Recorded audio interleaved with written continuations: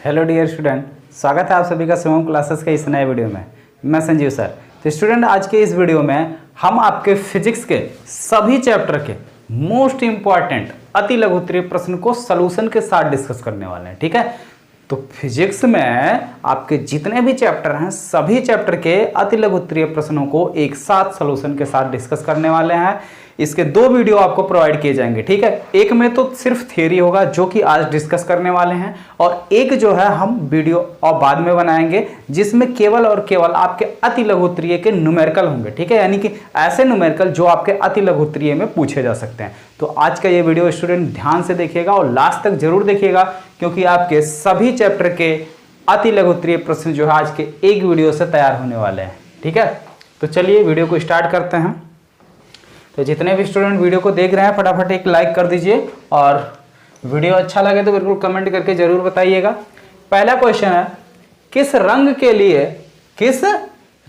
लिए कांच का अपवर्तनांक अधिकतम व न्यूनतम होता है। ठीक है, तो जब भाई प्रिज्म वाला चैप्टर आपको पढ़ा रहे थे अपवर्तनांक वाला, ठीक है, तो इसमें जो है हमने आपको बताया भी था किस रंग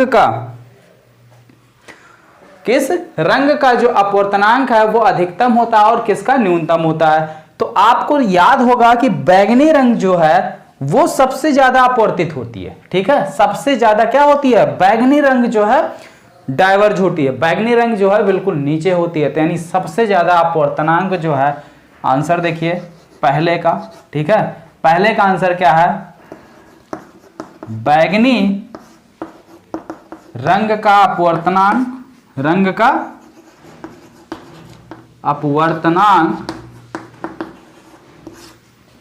अधिकतम होता है। ठीक है, और लाल रंग का सबसे कम होता है। ठीक है, और लाल रंग का अपवर्तनांक कम होता है।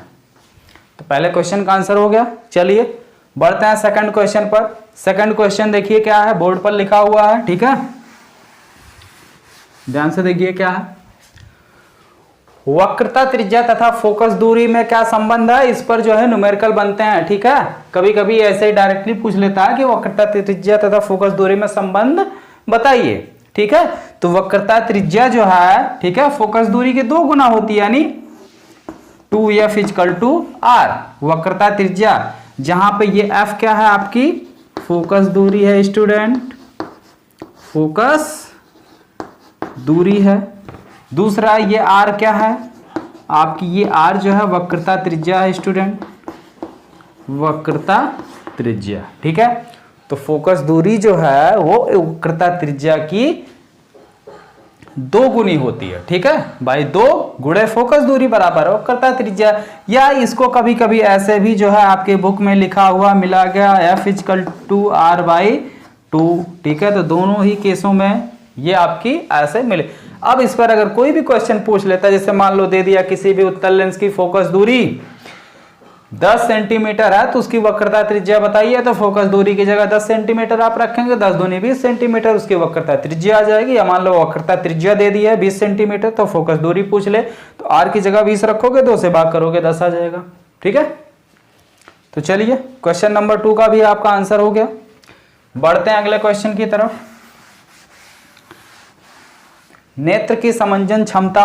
तो नेत्र की समंजन क्षमता क्या है, नेत्र की वह क्षमता जिसके कारण, ठीक है भाई, हमने कहा था कि जब क्या होती है, वस्तु हमारी आंख से काफी दूर होती है तो हमारी आंखें कुछ क्या होती हैं, थोड़ी बड़ी हो जाती हैं उसको देखने के लिए।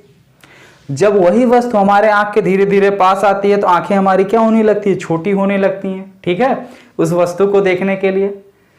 तो यानी कि जब वस्तु दूर है तो आंखें बड़ी हो गई, पास आई तो आंखें छोटी हो गई। तो यानी वस्तु के अकॉर्डिंग क्या हो रही, आंखें हमारी एडजस्ट कर रही हैं। ठीक है, वस्तु के अकॉर्डिंग आंख हमारी एडजस्ट हो रही है, यही एडजस्टमेंट क्या कहलाती है, नेत्र की समंजन क्षमता कहलाती है। लेकिन अब यहाँ पे आप ऐसे तो लिखेंगे नहीं। ठीक है, बाकायदे प्रॉपर वे में लिखेंगे, तो जिस प्रॉपर वे में लिखेंगे वो हम आपको बोल दे रहे हैं। ठीक है, नेत्र की वह क्षमता जिसके कारण वह अपनी फोकस दूरी को समायोजित करके निकट अथवा दूर स्थित वस्तु को फोकसित करता है या उसका प्रतिबिंब स्पष्ट रूप से देख सकता है, ठीक है, नेत्र की समंजन क्षमता कहलाती है। ठीक है स्टूडेंट, लिखना पड़ेगा, अरे यार लिखवाए तो थे, ठीक है, अच्छा चलो लिख दे रहे हैं। तो स्टूडेंट डेफिनेशन आपका लिख दिया गया है, नेत्र की वाच क्षमता, आप लोग स्क्रीनशॉट ले लीजिए या नोट कर लीजिए, ठीक है। अब हम बढ़ते हैं अगले क्वेश्चन की तरफ। क्वेश्चन नंबर 4 है दृष्टि दोष व उसका निवारण। तो दृष्टि दोष जो है आपके दो टाइप के होते हैं, एक जो है दूर दृष्टि दोष, दूर दृष्टि दोष, ठीक है, और इसका निवारण हम लोग जो है उचित फोकस दूरी का उत्तल लेंस लगा के करते हैं। दूसरा जो है आपका जो है वो निकट दृष्टि दोष है, क्या है, निकट दृष्टि दोष है। इसका निवारण हम अवतल लेंस द्वारा करते हैं, ठीक है, अवतल लेंस द्वारा करते हैं। और एक होता है आपका जरा दृष्टि दोष, ठीक है, एक क्या होता है स्टूडेंट, जरा दृष्टि दोष होता है। इसमें उचित फोकस दूरी की अवतल और उत्तल दोनों लेंस एक साथ यूज किए जाते हैं, ठीक है। चलिए अगला क्वेश्चन देखते हैं, 1 एम्पियर की परिभाषा। तो 1 एम्पियर की क्या परिभाषा बनती है, इसको भी ध्यान से देखिएगा, इंपॉर्टेंट है, ठीक है। 1 एम्पियर की परिभाषा, तो 1 एम्पियर की जो आपकी परिभाषा बनेगी ये स्टूडेंट आपके डेफिनेशन से बनेगी। कैसे बनेगी, डेफिनेशन से बनेगी, क्योंकि धारा I बराबर क्या होता है, Q अपान टी, I बराबर होता है Q अपान टी। यदि Q बराबर 1 कूलम और T बराबर 1 सेकेंड, तो I बराबर क्या मिल जाएगा 1, ठीक है। तो परिभाषा क्या बन गई 1 एम्पियर की, यदि किसी परिपथ में 1 कूलाम का आवेश 1 सेकंड तक प्रवाहित किया जाता है, या कह सकते हो यदि किसी परिपथ में 1 सेकंड में 1 कूलाम आवेश प्रवाहित होता है तो उस परिपथ में बहने वाली धारा 1 एम्पियर होगी, ठीक है। फिर से नोट करो, यदि किसी परिपथ में 1 सेकंड में 1 कूलाम आवेश प्रवाहित होता है तो उस परिपथ में बहने वाली धारा 1 एम्पियर होगी, ठीक। चलिए आगे बढ़ते हैं अगले क्वेश्चन की तरफ। क्वेश्चन नंबर 6 है आपका फ्यूज तार तथा सामान्य तार में अंतर, ठीक है।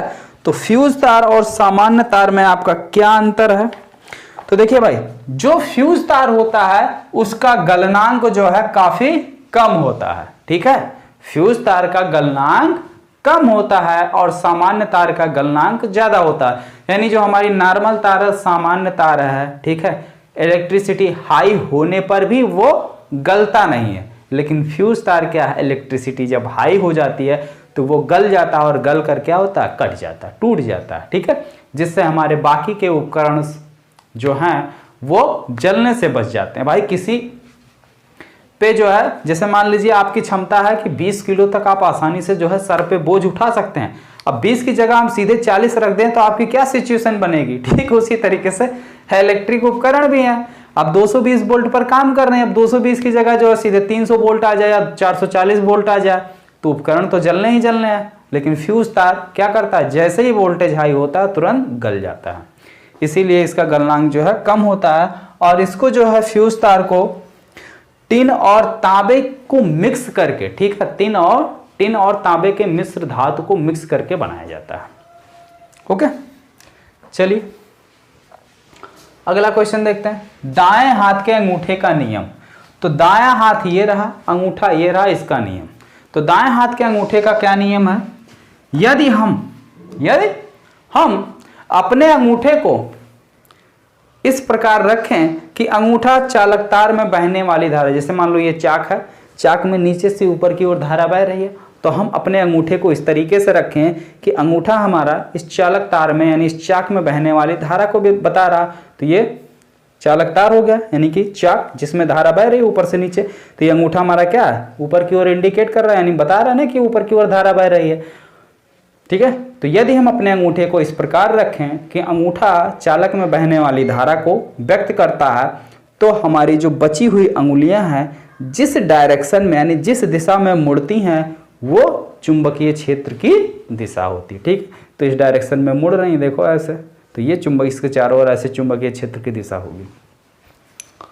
ओके, चलिए लास्ट क्वेश्चन देखते हैं, चुंबकीय क्षेत्र की तीव्रता का मात्रक, ठीक है। अगला इंपॉर्टेंट क्वेश्चन है चुंबकीय क्षेत्र की तीव्रता का मात्रक। तो चुंबकीय क्षेत्र की तीव्रता का मात्रक क्या होता है भाई, वेबर पर मीटर स्क्वायर होता है। इसका मात्रक क्या होता है, ऐसा ही मात्रक पूछा है, वेबर पर मीटर स्क्वायर।